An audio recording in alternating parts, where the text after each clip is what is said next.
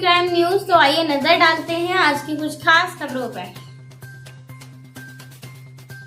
Agra Fatehabad road स्थित कलाल खेरिया के मां भगवती मैरिज होम में लोधी समाज के लोगों ने एकता का परिचय देकर किया होली मिलन समारोह का आयोजन। संकल्प मानव सेवा संस्था के अध्यक्ष एवं अखिल भारतीय लोधी युवा महासभा के जिलाध्यक्ष उमेंद्र राजपूत ने दी जानकारी। आगरा परिक्षेत्र की सभी विधानसभाओं से सैकड़ों की ताकतों में एकत्रित होकर लोधी समाज के बुद्धिजीवी वर्ग ने राजनीतिक, शिक्षा और व्यापार को आगे बढ़ाने में भी जोर दिया। आगरा में समाज को सम्मानजनक स्थान नहीं दिया गया तो भाजपा को दरकिनार भी कर सकता है लोधी समाज। आपको बता दें कि लोधी निषाद बिंद कश्यप की अकेले फतेहपुर सीकरी लोकसभा में ही 3.5 लाख वोटों से अधिक हैं। हार जीत का फैसला इन्हीं वोटों से होता है। फिर भी भाजपा समाज को गुमराह करने में कोई कसर नहीं छोड़ रही है।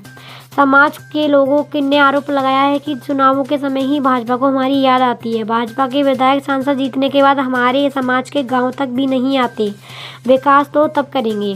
साथ ही शिक्षा पर जोर देते कहा, हमारे युवाओं को शिक्षा पर और मेहनत करने की आवश्यकता है। IAS, IRS, CS जैसे उच्च पदों की जैसी तैयारी करनी होगी जिससे समाज का उद्धार हो सके। होली मिलन समारोह में कविताओं का भी आनंद लिया। सभी ने आपस में गुलाल और चंदन की होली खेली। देर रात्रि तक भोजन का भी तुल्क उठाया।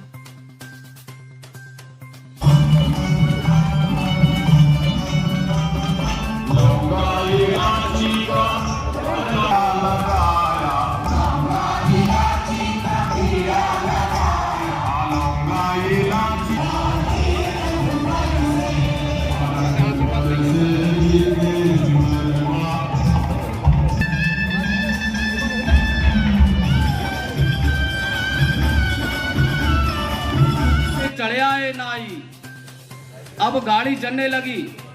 भग भग गाड़ी चले धक धक जिया होए, भग भग गाड़ी चले धक धक जिया होए। एक पनैया रह गई और एक गई कहूं खोए, एक गई कहूं खोए। तब गुस्से आयो टीटी मांगन लागो टिकट, रेल ने मारी सीटी। अब बारात पहुंच जाती है जनमासे में। जनमासे में मच रहे और ठंडियाई को शोर, जनमासे में मच रहे और ठंडियाई को शोर। मिक्सचर और शक्कर दही सपरेटा में घोर, मिक्सचर और शक्कर दही सपरेटा में घोर। बराती करते हुल्लड़, स्वादी स्वाद में खेचे गए 10 12 कुल्लड़। कह दीपक कविराय पेट हैगो नगाड़ो, निगरासी के समय हमें लगे आयो जाड़ो। अब बेटा वारे ने कही, दरवाजे जैसे दरवाजा होता है उस समय पे, बेटा वारे ने कही यही हमारी टेक, बेटा वारे ने कही यही हमारी टेक।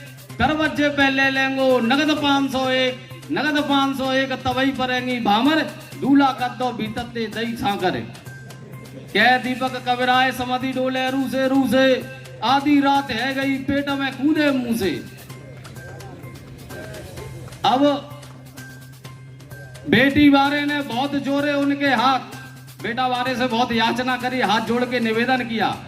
बेटी वारे ने बहुत जोड़े उनके हाथ, पर बेटा के बाप ने सुनी न को बात, सुनी न को। बरात बराती डोले भूंगे, आधी रात है गई पेट में कूदे मुंह से।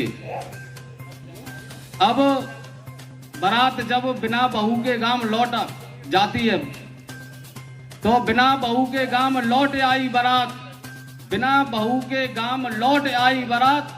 लौट आई बारात फंदा पर वो भारी, दरवाजे पे खड़ी बारातिन की घरवारी। कह दीपक कविराय लौट के वापस जाओ, बिना बहू के गांव में को ना घर में घुसन ना पाओ।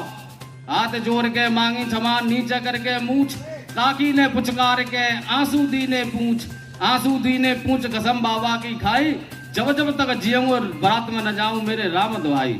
इसी के साथ मैं अपनी वाणी को विराम देता हूँ। बहुत बहुत धन्यवाद। सादर प्रणाम है, वंदन है, अभिनंदन है।